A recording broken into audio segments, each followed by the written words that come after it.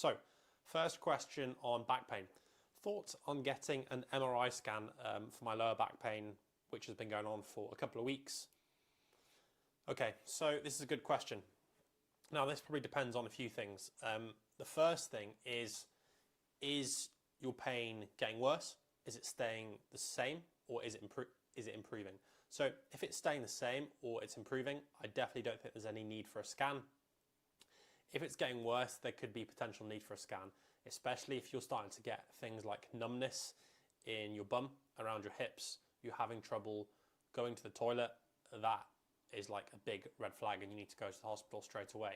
But as I said, if nothing is changing and you're not getting any of these symptoms, or your back pain is improving and the pain is just around your lower back and it's not any numbness further down, then I don't think a scan is necessary. And the reason for this is more pain doesn't equal more damage. So if you took two people, let's take person A, person B, and you send them in for MRI scans of their back. Person A reports no lower back pain. They go in for an MRI scan, and actually on the scan there's loads of damage at their back. The doctor says, yeah, your discs are degenerating and you've got some bulging discs. Person B goes in to get an MRI scan of their back, and they actually report loads of pain before they go in. The doctor pulls a scan up and there's actually no significant damage on the scan.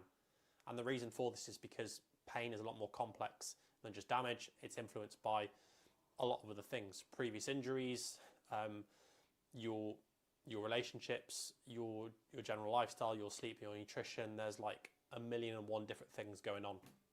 So it's important to take that into consideration when you're trying to figure out what the root cause of back pain is. So hopefully that's helpful around scans, because yeah, I don't think scans in most cases are necessary, and they actually hold people back because of this fear of damage is a bad thing. Like, I've never had any bad episodes of lower back pain or back pain, but I bet if I went to get an MRI scan at the doctor's, there'd be quite a lot of damage that would show up, because I used to do quite a lot of Olympic weightlifting, and I've done very heavy back squats, I've done very heavy deadlifts before. I've put my back in what people might call dangerous positions, although they're not. So there's going to be some damage there, but I don't have any pain day to day. Next question: is heavy lifting going to make my discs crumble? So this nicely links on to the previous point.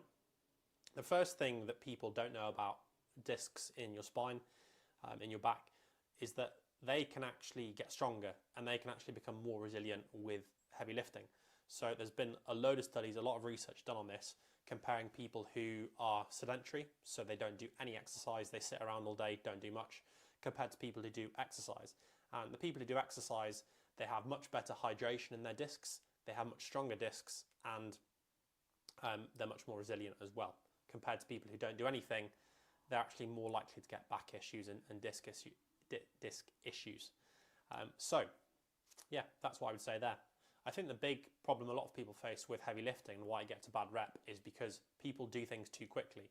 So they see someone pulling a very, very heavy deadlift and maybe they get a back injury, and they equate the deadlift with the thing that caused the back injury, when realistically it's probably due to a lot of other factors.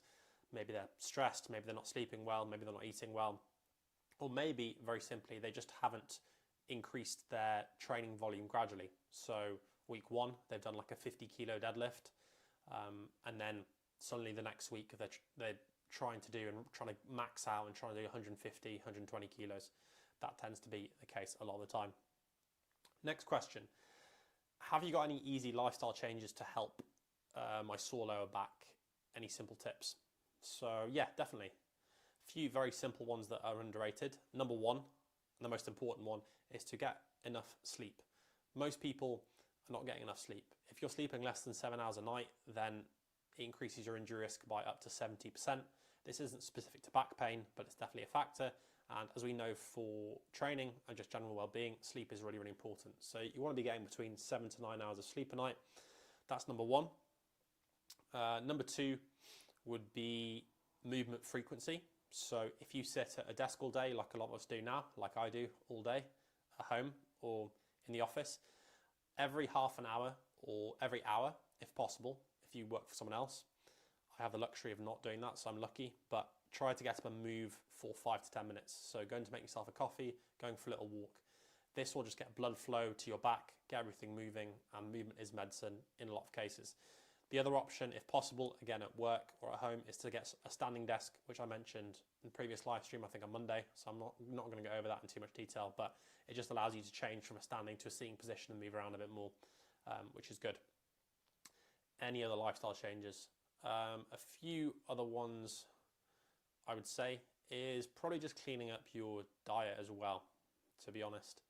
I'm not big into the nutrition, but I think just generally, I think most people know how to eat well. And I think it's a case of, can you reduce, for most people, unless you're an elite athlete and you need to eat loads of calories, for most people, can we reduce the amount of highly processed foods we're eating, and can we eat more whole foods, more veg, more protein? I think that's pretty straightforward. Apart from that, I haven't really got any others. Actually, a few supplements. So vitamin D, I think, is really useful if you live in the Northern Hemisphere, Western Europe, places where you don't get a lot of sunlight. I think that's really important for energy levels. And any other supplements, creatine as well, for brain health and for power and strength, and muscle size. Next question, thoughts on low back ability and his program. So I think I've seen this guy, I think he's on YouTube, and I think his program mainly centers around being incredibly flexible and mobile in extreme ranges. So similar to knees over toe for knee pain. So I think he's on about kind of really stretching the back and being strong in really, really extreme positions. So I don't generally agree with the philosophy of the program, just because I think it misses out a lot of key elements of back rehab, and I actually don't think being strong in very extreme ranges is going to help you reduce your injury risk. I think there's better ways to be doing it, and I also think a lot of the positions he gets into, a lot of the positions knees over toes guy gets into is massively genetic. Like flexibility is about 80% genetic, so it's unlikely, even if you do that program, that you're going to be able to get into those positions. But obviously there's plenty of people who aren't very flexible, who are very healthy and don't have back pain. Some good kind of studies on this in terms of sporting populations. If you look at ballet dancers, gymnasts, other dancers, they actually have quite high rates of injuries, and they're incredibly flexible. And it's because they're putting a lot of force through their body, even though they're incredibly flexible. So the flexibility has got nothing to do with it. And if you look at other sports where people don't have a lot of flexibility, where people have to be incredibly stiff and rigid, like powerlifters, they actually have very low injury rates.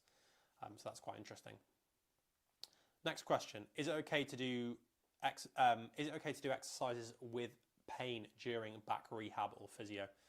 Another good question. So this massively depends on the individual, and usually what I would say with most people is, if you imagine that scale of 0 to 10, 10 is the worst pain imaginable, 0 is no pain. As long as you stay within that 0 to 3 out of 10 pain score range, you're absolutely fine. So a bit of pain is okay.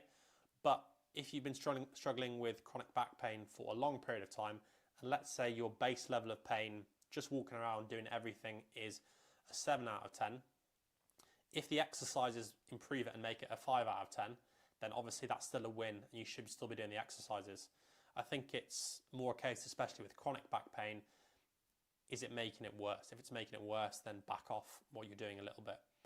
A lot of the time with exercises as well, like I was talking about with the deadlifts, it's not generally the specific exercises, although some can just not agree with people. It's more likely that you're doing too many sets, too many reps, and you're actually going through too much movement in the exercise. So just reduce the amount of movement in the exercise, work into a comfortable range, get strong there, and then increase that over weeks, months, however long you're doing back rehab or your physio exercises for. I'm just seeing if there's anything else coming in now. Okay, yeah, so next question. Is getting your back cracked worth it? Does this provide any good pain relief? So back cracking is a bit of a funny one. It's massively a placebo thing, and all placebo means is because the person who's cracking your back is telling you that it's going to fix everything, you believe it, and therefore it works. So on a physical level, from the research, it's not actually doing anything, and no one can actually put enough force through your back to adjust your back and adjust your spine. No human on the planet has enough power to do that. So that's the first thing. The second thing is it actually improving any of the things that you need to get back to the activity or sport you want to be doing? So is it improving your mobility? Is it improving your confidence? Is it improving your strength? Is it improving your exercise capacity? So it could be improving your confidence because you're getting a bit short-term pain relief, but that's about it. And that pain relief only lasts for maybe a few hours or a few days in most cases. And sometimes actually clients that I've worked with, they've got their back cracked and it's actually made them feel worse because of they're just being incredibly rough, and they're actually trying to readjust things in their spine which they can't do. Versus actually an exercise and education-based approach where, yeah, you're teaching people how to self-manage back pain and actually get back to what they want to be doing. Another good analogy to link in here is you want to see rehab as training. So really, if you're trying to get a bigger deadlift or a bigger squat, the same principles apply to rehab. You've just got a few other factors like pain to take into account. But if you're trying to get a bigger deadlift or a bigger squat, what are you doing? Well, you're using progressive overload. So you're just gradually increasing the amount of weight you're using week by week, and you're making sure you're doing all the basics correctly. You're making sure you're sleeping well, you're making sure you're eating well, all these different things. Same thing maybe in football. You want to get faster. How do you get faster? Well, maybe you need to get stronger, and then maybe you need to improve your sprinting technique. Maybe you need to sprint more. All these things apply to rehab. So if you've got a sore lower back, maybe your goal is that you want to get back to, you want to feel confident bending over to pick things up without the fear of spasms coming on. Maybe it's as simple as that, or sitting for an hour pain-free. Well, how do we get you there? Well, maybe the first step is, can we actually just get you lying on your back, breathing nice and slowly, pain-free? Then maybe from there we can go into some exercises in a tall kneeling position, then a half kneeling position, build up some more confidence, increase the range of motion, get into a standing position. Then we learn to bend a bit more through your back. So you can see how it's all kind of gradual, and you can just use a step-by-step process in terms of improving mobility, strength, confidence, just like training, to help fix your back pain. Bit of a rant there, but hopefully that makes sense. I'm going to do one more, and then I've got to jump off. So final question on here, and I've got to pick between a few. This is a good question. Are asymmetries important when fixing back pain? So all an asymmetry is like a difference in the amount of muscle mass, or something just looks different side to side. So a great example might be that on one side your hip is really hiked up, on your left side your hip is really hiked up, on your right side it's dropped down. Maybe you've got more muscle bulk on the left side of your lower back compared to your right. Maybe it's actually your whole body on your left side is stronger, usually the case, and the right is maybe weaker. I mean, usually the case is usually there's a different side to side. It really depends on the person. And it depends on who's looking at it, and it depends if it's significant. So if I'm looking at someone, it's very subjective. I have to look at someone and think, is there a big enough difference here for it to be affecting their pain? So if it's significant in my eyes, assessing the person, how they're moving, then I might consider it as important, and then we need to do some mobility and movement exercises to fix it. If it's not that significant, then I'm thinking it's probably less of an issue. So this is really subjective, and it depends on the person. But people who say, if there's any little difference side to side, it's significant and it's an issue and it needs to be fixed, and you need to be, realigned and perfectly straight all the time, that's completely wrong. So there's definitely a bit of nuance there. Oppositely, people who say it never matters are wrong as well. So someone who says asymmetries never matter, that's also incorrect. So there's always a bit of nuance with rehab, but yeah, that's what I would say. It's very subjective and depends person to person. Lovely stuff. So I'm going to wrap it up there. Any questions, just stick them in the video down below, because I'll repost this on the main channel. And if you want 31 simple ways to fix your back pain, I'll drop a nice email sequence down below for you to check out. If you don't like them, you can unsubscribe at any time.